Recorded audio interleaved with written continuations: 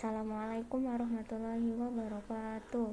Perkenalkan, saya Neva Azra Hanifah, kelas 9B dari Sekolah SMPN 12 Batam.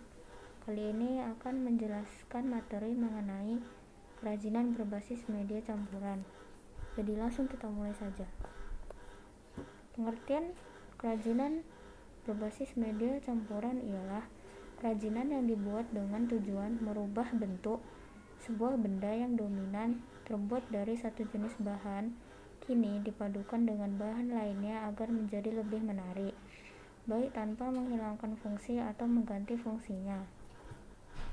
Selanjutnya, prinsip kerajinan berbasis media campuran dibagi menjadi 5. Yang pertama, merupakan penggabungan dari berbagai bahan yang tidak memiliki reaksi kimia tertentu ketika dilakukan penggabungan, seperti terkikis, berkarat, dan lainnya. Yang kedua adalah bahan yang digunakan terdiri dari berbagai jenis, tidak hanya satu saja, melainkan lebih dari satu. 3. Bahan dapat terdiri dari bahan homogen atau heterogen. Contohnya seperti bahan alam dengan bahan alam, bahan buatan dengan bahan buatan, atau bahan alam dengan bahan buatan. Keempat, masing-masing bahan memiliki karakteristik sendiri yang saling mendukung terwujudnya keindahan atau estetika dari sebuah produk kerajinan yang dibuat. 5.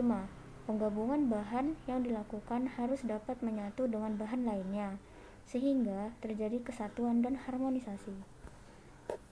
Selanjutnya, kita akan masuk kepada strategi kerajinan berbasis media campuran. Apa saja? Yang pertama adalah stilasi.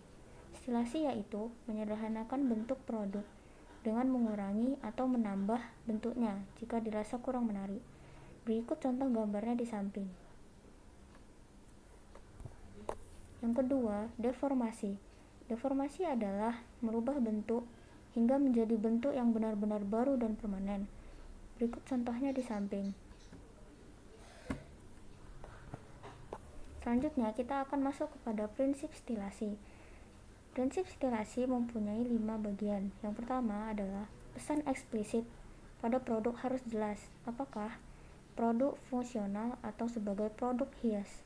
Kedua, pesan yang bersifat implisit pun harus diperhatikan. Apakah produk kerajinan membawa pesan informatif atau membawa pesan prestige. Yang ketiga, bahan yang tersedia sejak awal dapat menjadi modal perancangan produk kerajinan. Namun, dapat pula bahan yang dibutuhkan disiapkan setelah perancangan. Keempat, produk kerajinan sebagai materi asal untuk dilakukan penyederhanaan bentuk harus disiapkan, seperti bentuk gambar maupun bentuk langsung. Kelima, perhatikan penghematan bahan agar produksi dapat dilakukan sebanyak mungkin dengan berbagai bentuk perancangan. Nah, sekarang kita akan masuk ke bagian B, yaitu jenis dan karakteristik kerajinan berbasis media campuran. Apa saja itu? Artinya, bahan yang digunakan sebagai bahan dasar untuk kerajinan berbasis media campuran sangat beragam, tergantung pada sumber daya alam dari masing-masing daerah. Contohnya seperti bahan alam, seperti kayu, batu, logam, keramik, kulit, serat, dan lain-lain, maupun bahan buatan terdiri dari plastik, gips, fiberglass, dan lain-lain. Nah, ini bagian terakhir. Sekarang kita akan mencermati apa itu kemasan kerajinan berbasis media campuran. Terdapat 2 bagian yang harus diingat dengan baik. Yang pertama, kemasan merupakan sentuhan akhir dari sebuah proses. Yang perlu diperhatikan adalah ukuran dari karya. Tidak semua karya kerajinan dapat dibuat kemasan.